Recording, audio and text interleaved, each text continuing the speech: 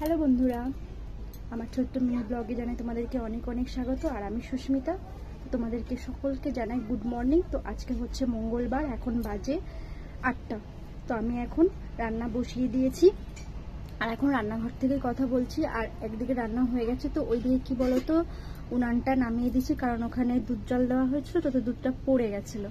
তো তার জন্য ওটা আবার রান্না করলে তো ওটা জিনিসটা আরও বেশি পুড়ে যাবে, তাই ওটা নামিয়ে দিয়েছি। ওটা মেজে নিয়ে এসে আবার কড়াইয়ে দিয়ে বসিয়ে দেবো। তো আজকে রান্না করছি মাছের ঝাল আর আলু ভেন্ডি দিয়ে মশলা দিয়ে মাখা মাখা করে রান্না করব, আদা রসুন পেঁয়াজ বাটা দিয়ে। তো আজকের মাছটা যেটা করব সেটা হচ্ছে ঝাল করব পেঁয়াজ দিয়ে, আদা রসুন বাটা দিয়ে, মানে আজকে সবই রসুন বাটা দিয়ে, কিন্তু তেলটা অল্প পরিমাণেই করব, কারণ এখন যা গরম পড়েছে এই গরমে এত তেল খাওয়া যাবে না। তো মাছটা করব, আমার বড়মশাই কালকে কোন নদীতে গেছিলো, তো সেখান থেকে মাছ ধরে নিয়ে, তো সেই মাছ করব। তো তোমরা প্লিজ মাছটা দেখে কমেন্টস করে জানিও যে এটা কী মাছ, কারণ আমি মাছ অত খেতে ভালোবাসি না, তাই মাছ সম্বন্ধে আমার অত আইডিয়া নেই। তো মাছের নামও আমি ঠিক জানি না, বলতে পারি না। তো মাছগুলো তোমাদেরকে দেখাচ্ছি, অবশ্যই কমেন্টস করে জানিও প্লিজ। আর ভিডিওটি যদি তোমাদের ভালো লেগে থাকে অবশ্যই একটা লাইক করে কমেন্টস করে সাবস্ক্রাইব করে দিয়ে পাশে থেকো।